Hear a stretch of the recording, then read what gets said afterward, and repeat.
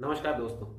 ये जो वीडियो है इसमें जो भी चीज मैं आपको बताने वाला हूँ वो मेरी अपनी व्यक्तिगत राय है। मेरी कोई इसमें रिकमेंडेशन नहीं है। जो ब्लैक फ्राइडे कल हुआ है उसका सबसे ज्यादा खामियाजा मिडिल क्लास को भुगतना पड़ता है।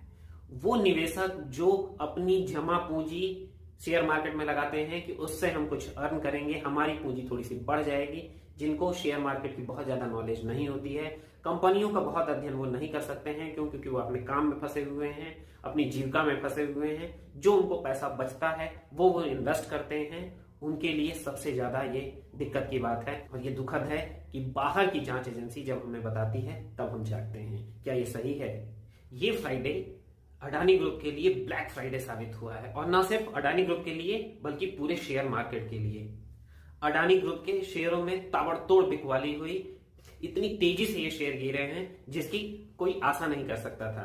25 तारीख को हिडेनबर्ग की जैसे ही रिपोर्ट आई बाजार में खलबली सी मच गई। हालांकि इससे पहले भी पिछले अगस्त में क्रेडिट राइट्स एक संस्था है जिसने ये रिपोर्ट दी थी कि अडानी ग्रुप पे बहुत ज्यादा डेब्ट है, उनकी कंपनियों में कर्ज बहुत ज्यादा है। अडानी ग्रुप की कंपनियां जिस तेजी से बढ़ रही हैं जस्ट लाइक अ रॉकेट, आप उससे सतर्क रहने की जरूरत है क्योंकि उन सेक्टरों में, जिन सेक्टरों में अडानी ग्रुप एक्विजिशन कर रहा था या सेक्टरों में उनकी अपनी कंपनियां हैं, उसमें ऐसा कोई ट्रिमेंडस चेंज नहीं आ गया था कि सब कुछ तूफान की तरह आगे बढ़ रहा हो। और इनकी कंपनी का भी इतनी ज्यादा वैल्यूएशन और प्रॉफिट नहीं बढ़ गया था। उन्होंने कभी सोचा नहीं होगा कि उनकी सारी ग्रुप्स की कंपनियों में इतना हाहाकार मच जाएगा और इतना जबरदस्त गिरावट देखने को मिलेगी।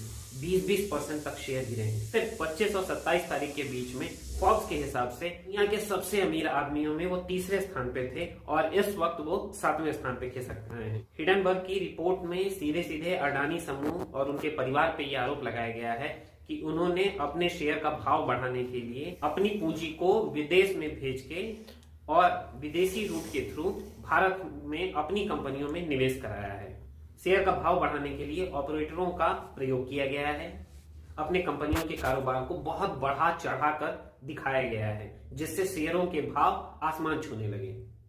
इस रिपोर्ट में यह भी कहा गया है कि अडानी परिवार के अपने घर में बहुत लोग इससे पहले जांच के दायरे में आ चुके हैं और जिन पे बहुत बड़े एलिगेशंस लगे और इन एलिगेशनों की वजह से उन्हें जेल भी जाना पड़ा।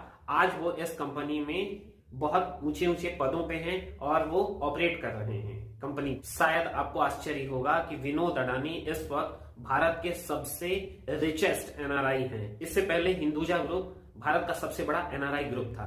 हिंदुजा ग्रुप की ही अशोक लेलैंड है और बहुत सारी उनकी कंपनियां हैं, उसमें इंडसलैंड बैंक भी है और वो इस वक्त खिसक के दूसरे नंबर पे चले गए हैं।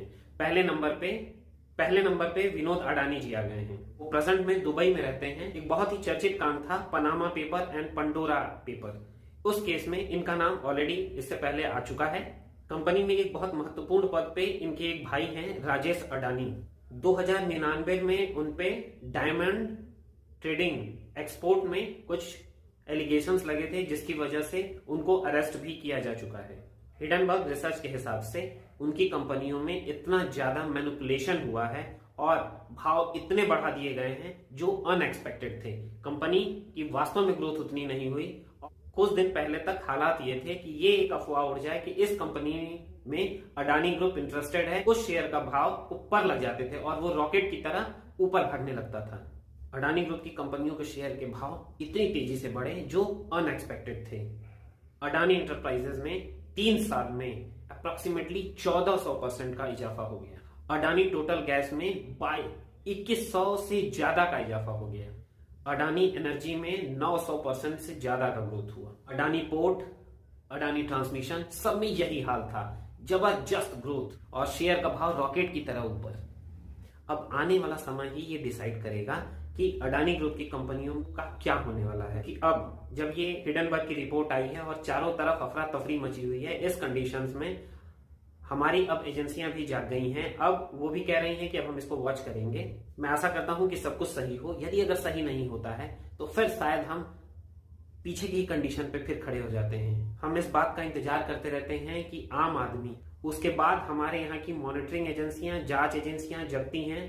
तब तक बहुत देर हो चुकी होती है, बहुत लोगों का घर खत्म हो चुका होता है, बहुत लोगों की जिंदगी खत्म हो चुकी होती है, जिसका नतीजा ये होता है कि शेयर मार्केट के विषय में लोगों का नजरिया खराब सा हो जाता है। लेकिन ये विडंबना है कि हम देर से जागते हैं, चीजों को हम पहले मॉनिटरिंग नहीं कर पाते हैं।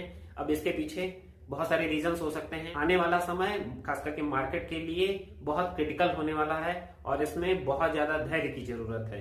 बहुत पैशन से चीजों को समझकर ही कोई आप स्टेप उठाएं। ऐसा कोई भी स्टेप मत उठाइएगा जिससे आपको नुकसान हो या आपका फ्यूचर कहीं डार्क में चला जाए, क्योंकि इस बात को हम रियलाइज कर सकते हैं कि जो कंपनियां हैं उनके बैलेंस शीट और उनकी फाइनेंशियल सिचुएशंस जान पाना साधारण आदमी के बस की बात नहीं है। और इन कंडीशंस में लोग ट्रैप में फंसते ही फंसते हैं, और जब ट्रैप का पता चलता है तब तक बहुत देर हो चुकी होती है, खास करके छोटे और मझोले निवेशकों के लिए। तो मेरा आपसे आग्रह है कि धैर्य रखिएगा, अपना ध्यान रखिएगा। धन्यवाद।